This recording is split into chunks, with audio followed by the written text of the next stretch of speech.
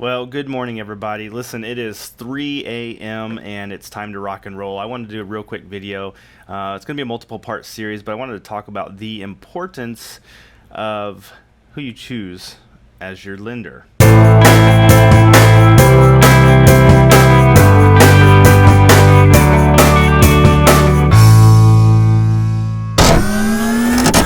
Okay, number one, here's the reason why you want to use a local lender versus maybe a big box lender. Availability. So you are busy, I'm busy, we're living in a Twitter scroll feed world, right? And it's very important that we can contact the people that are serving us, and we contact them today, right? Right now, in fact, is kind of the average. Everybody wants to be able to get in contact with someone in less than probably 3 minutes. So I'm not encouraging that you blow up your local lender on their cell phone on Saturday at 6 p.m. However, I will tell you that local lenders, typically you can get them. If they're at their birthday party with their kids on Sunday at noon and you text them and have a question about your pre-qualification or the loan process, typically you're going to see a response.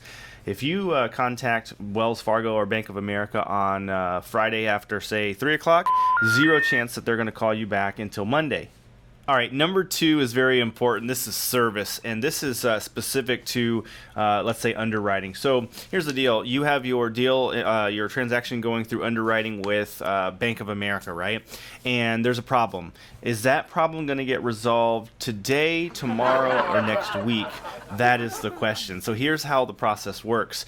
You have a unlicensed, by the way, with the big banks. They are not required to have a license for their mortgage professionals. So you have an unlicensed representative that is handling your file until they get to where they think they have everything they need from you. They're going to send it to underwriting. Underwriting is never going to be in the same office. They're going to send it to Idaho, to Syracuse, to some other state at some other time zone, and it's going to sit in a file in line with other files. That lender has no access really to this underwriter. If there's any questions, too bad, right? And days are going to tick off the calendar. With the local guys, if there's any kind of questions once it goes to underwriting, or if the underwriter has questions, what do? They don't pick up the phone 4 time zones over. They just they walk over to the desk of the loan officer and they say, hey, I have a question here, and then the loan officer can fix that or explain that, and they can put that back in line and continue it. So service is just better, period.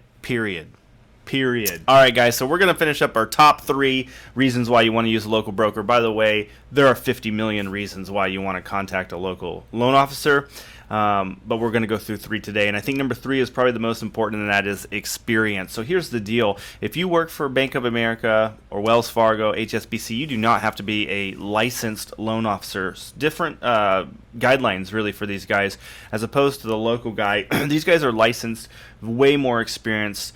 Typically, you're going to see a lot of guys 10, 15, 20 years. They've seen a lot of changes. They've learned a lot, and that experience is going to go to work for you. I cannot tell you how many transactions, how many houses for people. These are real houses, real lives, real emotions, where people are going through the process to buy a home, and the deal is just starting to fall apart. Okay, and people are devastated, hearts are broken. And then my preferred lender comes in and just saves that deal because of experience. They know the ins and the outs. They know other programs that other guys don't know about. So sometimes when things change, credit scores can change in the middle of transactions for various reasons and really blow up a transaction for a buyer. But if you've got a great guy that knows the ins and outs, a lot of times they can say, hey, you know what, they don't qualify for blank program anymore, but there is this other program that is out there.